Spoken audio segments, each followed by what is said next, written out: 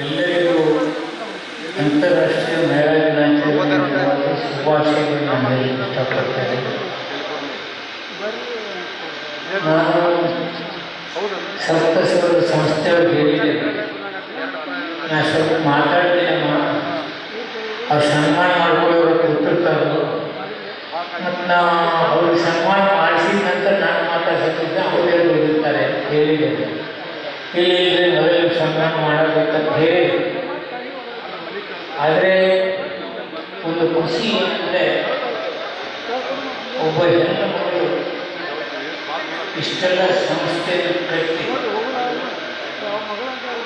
ಆ ಪತ್ರಿಕಾ ಮಿತ್ರಗಳ ನರ್ಸರಿ ನೀವು ಸಾಧನೆ ಅವ್ರು ಸನ್ಮಾನ ಮಾಡ್ತಾರಲ್ಲ ಅಷ್ಟು ಸಶಕ್ತರಾಗಿದ್ದಾರೆ ಅಂತಕ್ಕಂಥ ಭಾವನೆ. ಒಂದೇ ನಿಮ್ಮ ವಿಚಾರ ಹೇಳಕ್ಕೆ ಇಷ್ಟಪಡ್ತಾರೆ. ಇಷ್ಟು ನಿಮಿಷ ನೀವು ಎಲ್ಲೇ ಕೂತ್ಕೊಂಡ್ರೆ ಅಲ್ಲಿಂದ ಕೂತ್ಕೊಳ್ಬೇಕು. ನಾವು ಭಯಂಕರ ಹೊರಬೇಕು, ಮಳ್ಳಾಗಬೇಡ್ರಿ.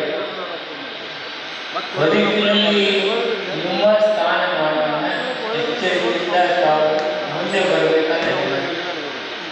ಹೆಣ್ಣು ಒಬ್ಬರೇ ಎಲ್ಲ ಸಬಲೆ ಇರ್ತಕ್ಕಂಥದ್ದು ತೋರಿಸ್ಬೇಕಾದ್ರೆ ದಯಮಾಡಿ ಧರ್ಮ ಮತ್ತೊಂದು ದೇವರ ಹೆಸರಿನಲ್ಲಿ ಮೂಢನಂಬಿಕೆಗೆ ತಳ್ಳಿ ನೀವು ಅಲ್ಲೇ ಇರಬೇಕನ್ನುವಂಥ ವಾತಾವರಣ ಸೃಷ್ಟಿ ಮಾಡೋ ಬಗ್ಗೆ ಎಚ್ಚರಿಸಿದ್ದಾರೆ.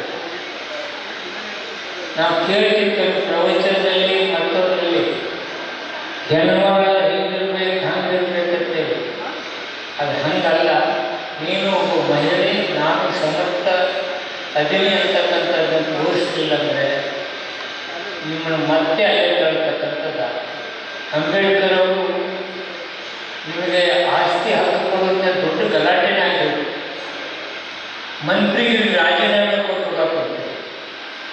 ಹೆಣ್ಮಕ್ಳಿಗೆ ಸಮಪಾಲು ಕೊಡಬೇಕನ್ನುವಂಥ ಒಂದು ಕಾನೂನಿಗೆ ಅಂಬೇಡ್ಕರ್ ಬಿಟ್ಟು ನೀವು ಹೇಳ್ತಾರಿದ್ದರೆ ಅವ್ರು ಕೊಡದೇ ಇದ್ದರೆ ನನ್ನ ರಾಜೀನಾಮೆ ತಗೊಳ್ಳಿರ್ತೇವೆ ಹೋಗ್ತದೆ.